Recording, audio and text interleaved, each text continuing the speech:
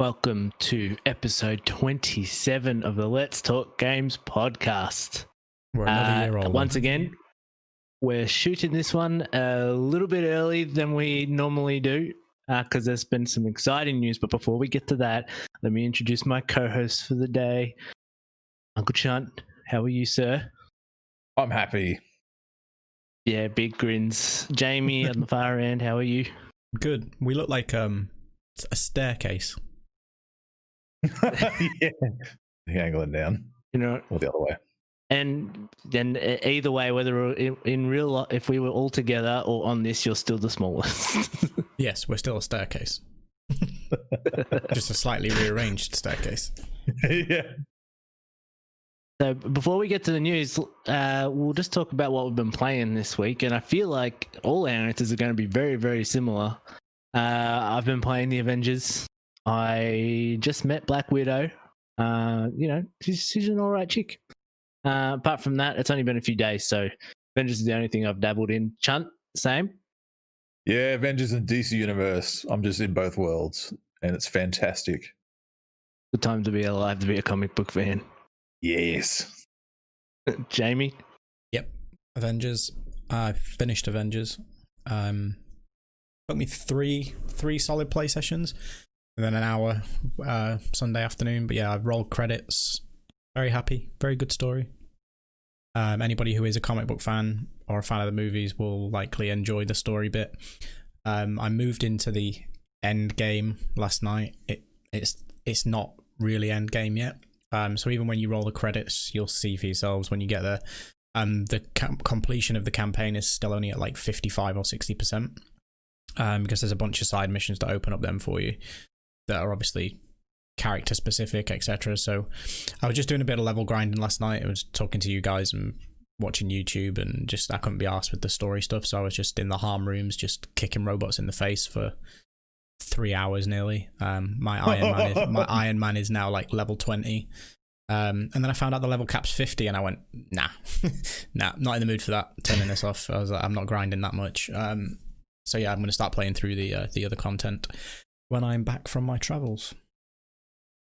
Yeah, I reached a certain.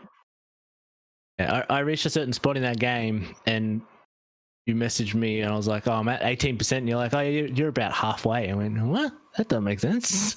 But nah, that makes total sense now that you said that. Mm-hmm. All right, boys, let's move on to it. Let's move on to the stories. Let's move on to the story, I should say. Some actual news in 2020 that's good. Who knows? Yeah. Nah, good news. It was leaked earlier today and then confirmed by Microsoft that the Xbox Series S is coming. Have a price, $299 USD, and I think it was confirmed as well, £249 on Jamie's side of the world. Mm-hmm. First of all, boys, the only person I can go to this is Jamie. Jamie, what are your thoughts?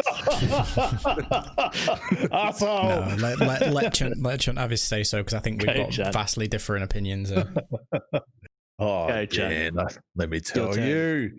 Yes. Oh, look, the little fella, he's been announced, hasn't he? I like the look of it. It's a bit jarring at first. It's like, what the hell is that dark circle on the thing? It's like he got punched in his own eye, you know?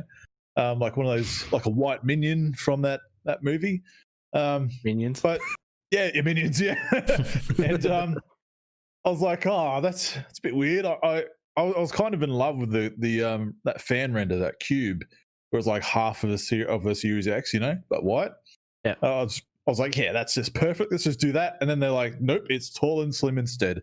But yeah, I come around to it pretty quick, and I'm a fan of the little thing. Like, it just looks like this adorable little slender kind of design, and they both look different beside each other, like, you know, big brother, little brother kind of thing, and like the little family of consoles, you know. I really like it. This announcement was great, and so far the feedback's been positive that I can see in my Twitter feed. Obviously, you've got some of the fanboys on the other side picking it apart for whatever reason, but they just, if they can't see the good in this, they'll not see good in anything. Like, they're just pretty set in their mind, and they won't like it. But man, what an offering! Like I was saying to you guys in the chat earlier, like this just basically says every angle Xbox has covered now for like a point of entry. Where you've got an affordable one that does the same as the big brother, then you've got the more expensive one that does everything as well, and then you've got the subscription or finance option to get either of them.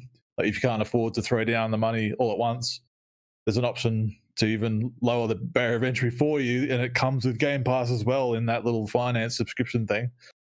It's just like, all right, there's something for everyone here. Like there's a trifecta going on, and it's like, all right, there's nothing to complain about.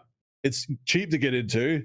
It does everything you want it to and more, and you can spend as much as you want, you know, depending on what world you live in, 4K or you still live in a 1080p life. Like me and my lounge room or my brother, like he's not really caring about 4K yet.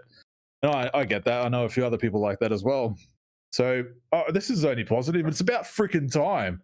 It's finally, you know, yeah, I think it was leaked, but I don't believe that at all. I think this has all been on purpose marketing strategy. Yeah. Everything that's come out, like the controllers, like have been found, you know, by people. Bullshit.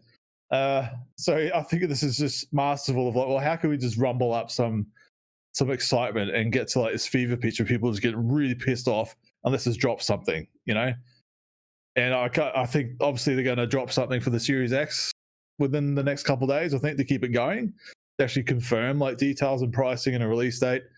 Like people are throwing around November 10th, which is part of some leak as well that's come out today. But the official thing that Xbox put out for the Series X didn't have a release date confirmed on it. It was just the price and what it's called and what it looks like.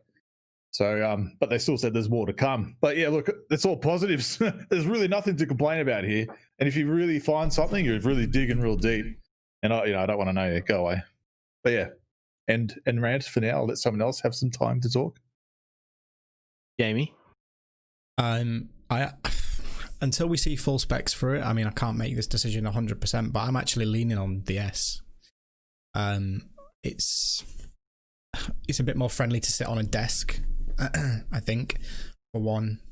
For two, we have this debate at nauseum, but I'm in a privileged enough position to have a PC that's probably more powerful than both of these consoles anyway. So do I need anything other than that? I said to you guys, the thing for me with Xbox is that's where my game library is. This last generation and the 360 generation, the 360 and Xbox One were my platform of choice until I made the move to PC. So hundreds and hundreds of games that are available in that back catalogue that's not only nice for me to have access to, but you know, in the next few years my little kid's going to be able to start holding a controller, or you know, my sisters-in-law, like they're all like quite young, and it's like it'd be nice for them to have that experience and access to those type of games, you know, through Xbox's services, like sharing your games with Gold or sharing Game Pass and stuff like that. So that ecosystem is meaningful to me. But when it comes to the actual hardware, I just keep tossing up in my head, right? And this goes into a different kind of story completely, not related to the Series S, but if that console can service those needs, I don't need it to be the face melting powerhouse, because I'm still going to have a better experience on PC. So to me, that then means that the Xbox Series X loses value in my eyes because it's more expensive and it can't actually do what my PC can do. So for Xbox exclusives, I may as well stick to playing them on PC. But for that back catalogue and that library that I want, the Series S makes a lot of sense. So yeah, I've been a bit in two minds about the whole thing. I mean, it looks beautiful. It looks like the Xbox One S, but just kind of a more grown-up version and a prettier version. I quite like the black accent on top. I know people are like, oh, the fan looks weird. Like, I think it's quite unique. I hope that it's got some cooling power in it, because even if the GPU is not as beefy as what's going to be in the X, those other components still run quite hot. So yeah, be cool to see the full reveal, which I actually do think we're going to get before the end of this week. I think the Series S will be revealed in its entirety, specs and all, by the end of this week. I then think Sony will reveal the PlayStation 5 pricing, and then Xbox will come out with the Series X pricing after the fact, because Sony can't stay quiet now. Now there's a price on this console, they can't stay quiet. And it will, I don't know if you're going to move us to this, Dan, obviously, when you're giving your thoughts on it, but how this affects what pricing Sony gives the PlayStation 5, especially the digital edition, because I think now it's confirmed at $299 and $249 here, and God knows what for you guys by the time you get Australia tax on it. I think Sony are going to have to make a pretty ambitious move. But yeah, you give us your thoughts. I mean, I'm sold. I'm there, I think. Yeah, while I'm talking, Chunt, do you want to see if there is anything about Australian pricing on that thing? If anywhere, there isn't yet. Twitter or nothing? Not from Australian Xbox ANZ account on Twitter. No, not yet. Not official. I'll check listen, EB Games. I think the console looks great. Do we don't actually know what the black thing in the middle? Do we know if it is definitely the fan as well? Because there's a fan, obviously. There's the it's 100% airflow up top for it. The top will be the airflow, but that'll be the intake. That fan will be the intake, and then it'll exhaust out of the top. So I think it looks great. I do probably prefer the Series X only because it's cleaner, I guess. But like they're trying to put them as one little family, and they look like a nice little family, black and white and everything. So it's really, really nice. I think the price is what we thought it would be, and that is just a perfect price point to get just an entry level. Like you guys have said most of it. I think if I'm going to ever get another Xbox console, it will be this one, just to have it because I like pretty things.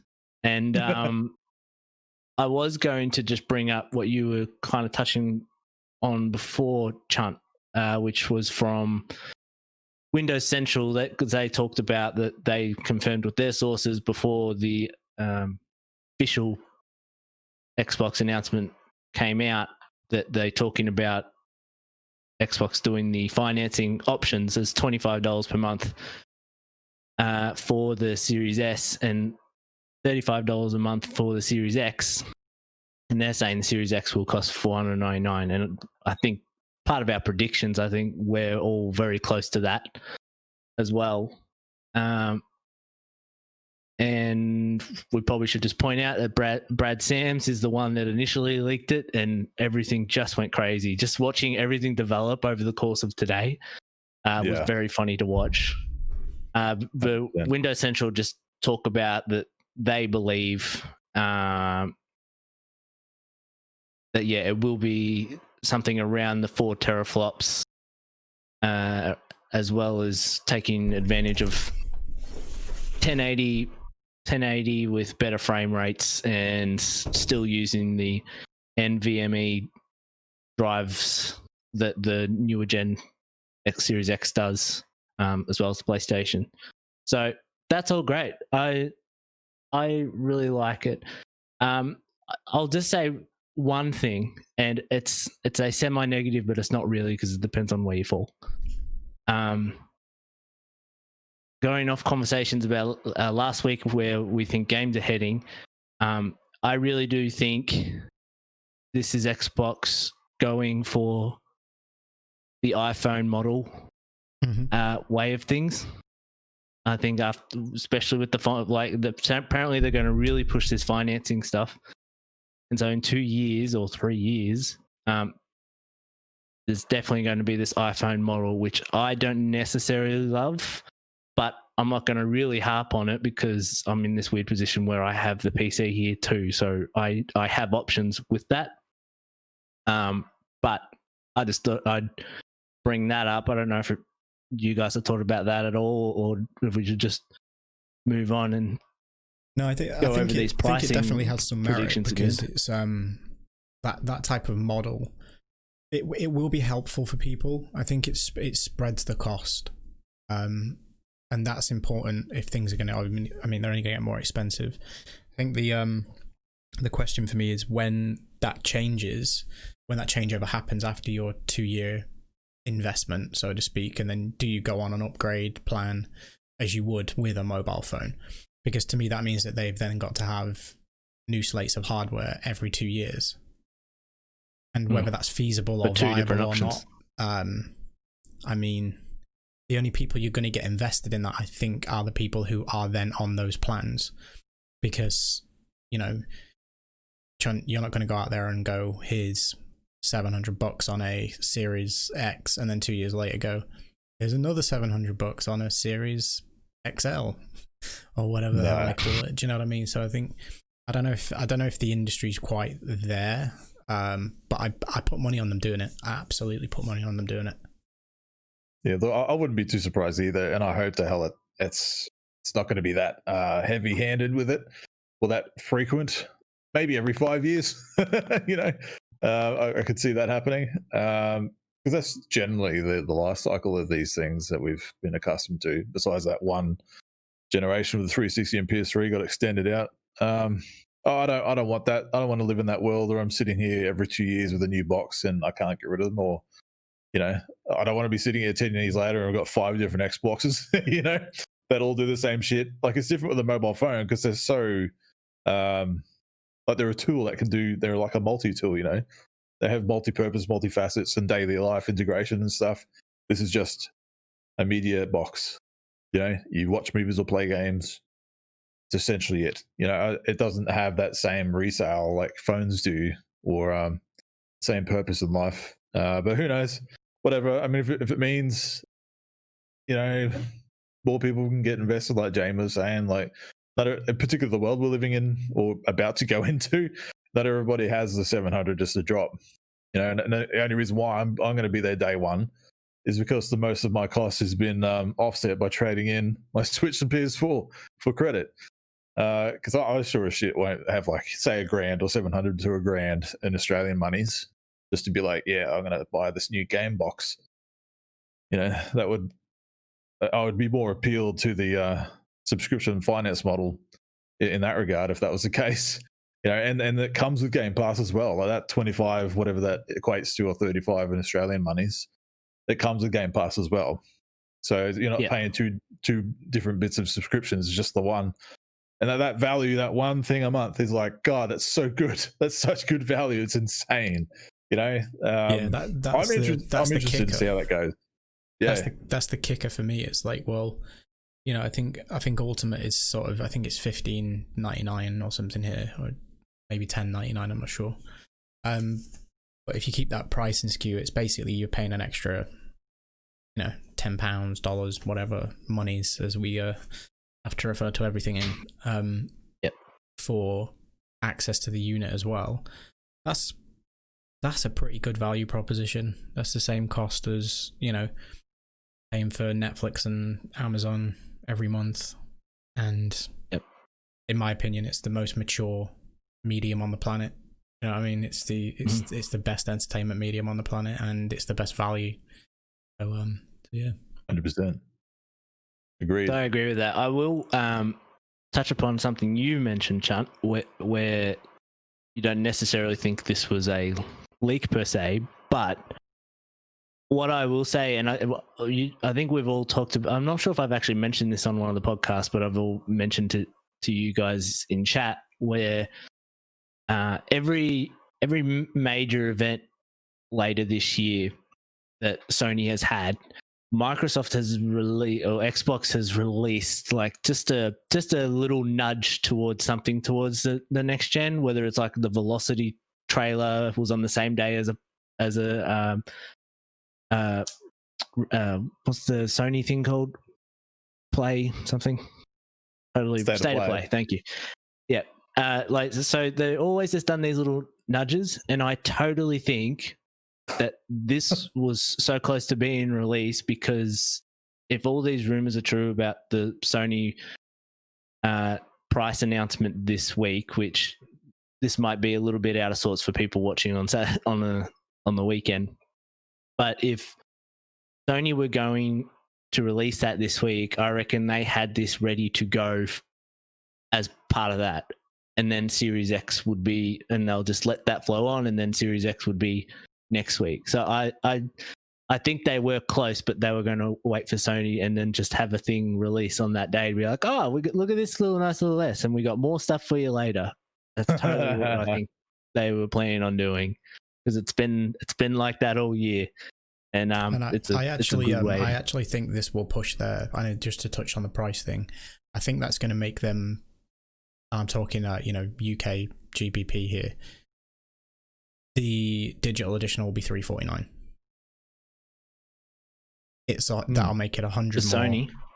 Yeah, it'll make it 100 more than the Series S, and a much more powerful unit, better value, 100 more. They can probably eat that on the services because, as we've said before, it's an all digital edition. You're shopping in their store, yada yada yada, peripherals, etc. $349. Calling that now. Yeah. So it's something I was also mentioning earlier on. There is this, and I wish I knew the term, but there is this mathematical principle that people use for selling products. And we can use this as an example where if you have two products and one is $299 and $399, and I think this was the example I actually heard, and it's just funny because these prices are all the same. But if you have one product that is $299 and $399, most people will go the product that is $299 as it is cheaper. However, if you introduce a third product that is then $499, more people then tend to go towards the $399 because it's not the cheapest option, but they're not spending the same amount of money that third product is. And I feel like this is like all a really good example of what's kind of happening now. I think Sony have to release the digital at $399 because on their side of things, they need to say, like, well, we are more expensive than this, but we're just as powerful as these other consoles that are really expensive, but we don't have the disk drive. And I think that's the only way they get some sales out of it. Now, that being said, I think Sony are a hell of a lot more banking on trying to sell more consoles than what Microsoft are. We've talked about it a whole bunch of times. Microsoft's playing a totally different game, and just by releasing this S and all the stuff that we've seen over Game Pass and everything, whole new game. But yeah, that's just my thoughts in terms of the prices. I think Sony can't afford to release the digital more than $100. What they're not gonna match, but like it can't be more than $100, like you're saying, Jamie. Yeah, I'd like to see a comparison between the S and the confirmed specs between both the S and the PS5, just to be like, well, which one actually has a better performance? Like when you remove the 4K factor from it. Yeah, that's what I'd be interested in. Especially when we've been hearing about all specs. Sorry, I was just saying, especially when we've been hearing about the performance issues at 1080p on the PS5. Just to Chunt's point, like how well do third-party experiences perform between this model and the 5? Like that'll be quite interesting to see. Very, very interesting questions. But yeah, we'll move along to just a nice cruisy topic that I brought up today because I was thinking about it, and we're about to do a downloading soon for a Ubisoft game. I was like, oh, you know what Ubisoft are in the news for lately? The Elite Squad game last week, which we didn't really touch upon, there was a trailer that got released from it, which had heavy hints in the fictional game world that there was this terrorist organization that was seemed very, very, very close to the Black Lives Matter movement, and was an interesting time for them to release a trailer at this point with games like that. But I just wanted to know, one, did you guys think there was an overreaction to it all? And two, Ubisoft are known for doing this, right? Like with games like The Division, the Far Cry 5, with the cultists and everything in that, and now this game, Ubisoft always are straggling this line saying, oh, no, we're not political, but here are some things that might seem familiar to you. Where do you think the place is for having politics in games? And Chant, I'll lead you off with this because you're the color commentator. So I'll leave it Yeah. with you. Yeah. All right. So I know what you're talking about, and I don't mind. I don't mind political stuff, depending on the game it is and what the story it's trying to tell. It's Tom Clancy, for God's sakes. It's a lot of political thrillers and military based stuff, which is politics and all that. So the games that they're making, it's hard for them to kind of deviate from that, depending on what world they're building. But I mean, a lot of these games have already been delayed. There's no way they could have foretold what was about to happen. Like some of these Ubisoft games are meant to be out, late last year or early this year. So for them to be like, let's create some kind of faction in this game that it's about power and whatever else. But for Black Lives Matter, like I don't think that was intentional. Like depending on how long this game's been in development for, it's hard to say. Like it just seems very coincidental. I see the parallels. I do. I'm not blind to it, but it's like, all right, come on. You start walking down that line of you shouldn't really talk about anything, or you shouldn't really depict anything that might be similar. Like, what about all the games that kind of depict like Nazi kind of regime, like Wolfenstein, for God's sakes? Like, is that walking the line? It's still a bit of a touchy subject for a lot of people, but you know what I mean. Like, there's political overtones in almost everything: comic books, games, cartoons. Depending on the age, of course, of the cartoon, but it's all in media. Like politics is everywhere. It's part of life, and they should be able to depict it, particularly in a game where it's all about factions and guns and warfare and power scaling of governments, and it's going to happen. I honestly don't see a problem with it. Like, yeah, some of the imagery might have been a bit too on the nose given the current climate, but for them to be like, we're going to purposely do this so we can get some kind of triggering on the internet, and hopefully that will like spur on some game sales on like word of mouth. That just seems a bit. It could be plausible, but it just seems a bit too much. I don't see that being part of their decision making. Some powerful imagery, yeah, and that's probably on purpose. Films do it all the time. You're telling a particular story. You're there to evoke some kind of emotion in people. I think they might have nailed it in that aspect if this is what is happening, with that game in particular. That's just my take on it. Not that I'm saying it's all good or it's all bad or whatever, but that's just how I'm seeing it objectively. I'm not putting any of my personal opinion in it, just in case anyone gets triggered out there. But yeah, that's what I think about it anyway. Jamie? I mean, I think it's at the point where it's kind of just been an unhappy coincidence. As Chunt said, this has been it's been in development for much longer. That it's been in for a long time. Like, did they first show it like a year, 2 years ago? Like, it's ages they've ago. been kind of prepping for a good while. So I mean, some of it has to be an unhappy coincidence, but the rest of it is probably on purpose. And I think your wider question was, do we want to see kind of a political message or sway in these games that we play? And I don't mind. I mean, I know there's a populace that's like, oh, take politics out of my games, and it's like, well, you live in a world where this stuff happens, right? And again, proving the point, it happens in film, it happens in TV, it happens in every single medium that we consume. Music. How many politically charged songs do you hear? Like, do you know what I mean? It's part of art, and if we want the medium to be considered as art, we have to take that in all forms. Political, non-political, funny, dark humor, whatever it might come across as, it has to be considered, and it has to be there, because otherwise you're pandering to a narrative that these things don't matter and all they are is a bit of throwaway fun to, chill and relax to, which fine, if that's what you want, there's plenty of experiences out there that can do that for you. But yeah, to hit the larger point, I don't think some of it's a coincidence with this Elite Squad stuff, and some of it is, yeah, it's very on the nose. They're going to have to change a few bits. Some assets are going to have to be redesigned and remade, but that's just a sign of the times, right?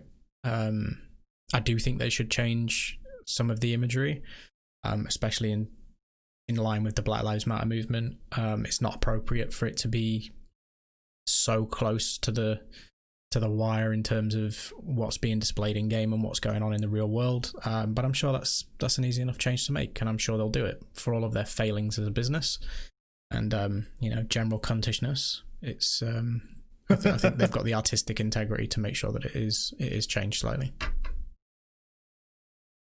The one game I did forget to mention as part of the Ubisoft barrage of not political games, so called, was Watch Dogs 2 as well. The fact of the whole when that was announced during the whole Brexit stuff, they just have incredible timing for these sorts of things. But I think what the frustrating thing about Ubisoft with how they incorporate it into their games is when you think they're going to make a statement about it, and then they don't. They will back off at a certain point, and it's kind of reductive to say, but like everything is political in some way. Like by simply stating that this character's motivation or this character's stance is this, you are saying something, and then the difference is how you get that message across. And are you commenting on that stance? Like Last of Us Part 2 has nothing to do with actual politics. It doesn't matter if you're a Democrat, Republican, Liberal, Labor, whatever it is. Nothing to do with actual politics, but it's your own politics, and it's studios, which is made up of so many different people, trying to tell you something. And you were talking about how video games is the most mature medium because it gives you just as much breadth as like a book does, but imagery that a movie or a comic book can do, and it can have music behind it and things that make you feel. And by putting politics in our games, that's you can unpack a lot of that stuff. You know, some of the best sci-fi movies that you watch are all making a commentary on what society is like. I love the Planet of the Apes movies, like the new ones. That's finished up, especially Dawn of the Planet of the Apes, and like that's telling a story of two different people and how those interact. That can be applied to regular day, but because it's sci-fi, it's putting it in this fantastical experience, and that's what games can do, and that's what games can tell.